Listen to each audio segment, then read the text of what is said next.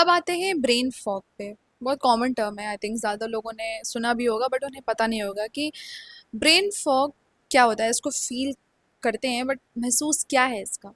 देखो, जब दिमाग काम नहीं करता है ऐसा तब होता है जब हमारा ब्रेन बेटा वेव्स में फंसा होता है, लेकिन ओम और गायत्री मंत्र दिमाग को अल्फा और टेटा वेव्स में शिफ्ट कर देता है।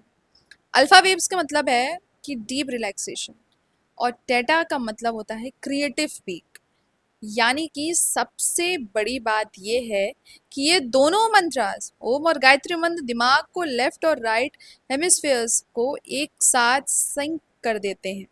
यानी कि इससे साइंस में जो एक टर्म यूज होता है, माफ़ करिएगा अगर मैं सही नहीं बोल पा रही हूँ, तो न्यूरल कोरहेंस कहते हैं शायद इसे, जहाँ तक मुझे लग रहा है यही कहते होंगे, कि जब दिमाग के दोनों हिस्से एक साथ काम करते हैं तो आपकी जो प्रॉब्लम सॉल्विंग एबिलिटी होती है और जो इंट्यूशंस कई गुना बढ़ जाती है।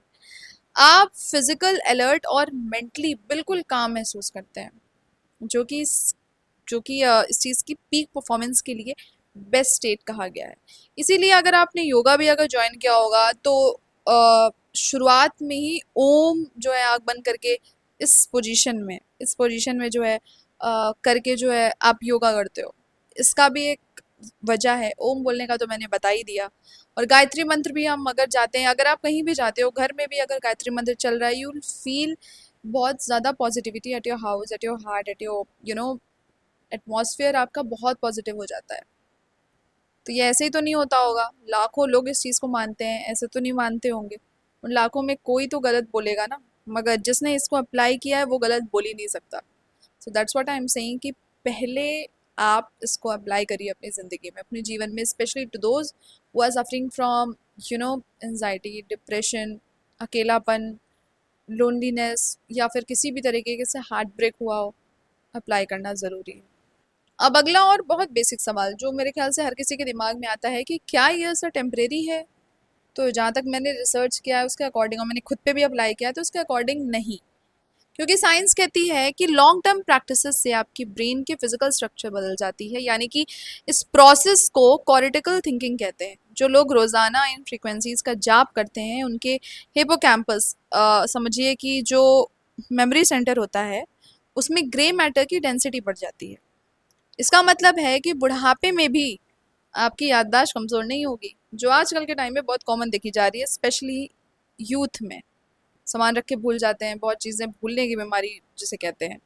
तो ओम की 136.1 की फ्रीक्वेंसी ना सिर्फ दिमाग बल्कि हार्ट रेट को भी स्टेबलाइज करती है।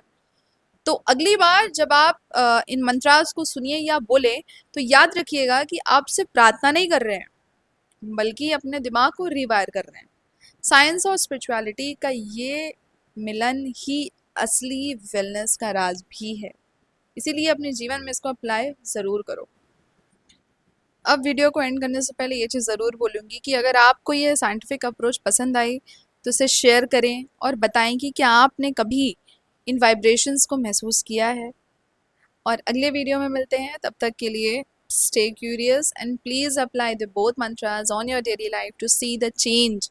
कोई भी चीज़ एक दिन में नहीं बदलती, उसको अप्लाई करने से बदलती है। अगर आप ये सोचें कि अगर आज आपने सोच लिया और कल ही आपको उसका रिजल्ट मिल जाए, तो वो वेस्ट है, you are wasting your time. इसीलिए if you want to do something productive, if you want to get out with the anxiety and depression type of things, so please please please please is a humble request कि try these two thing daily, मगर एक दिन में नहीं। Stay tune. तब तक को follow करते रहना, बहुत सारा प्यार देते रहना। ओम नमः शिवाय।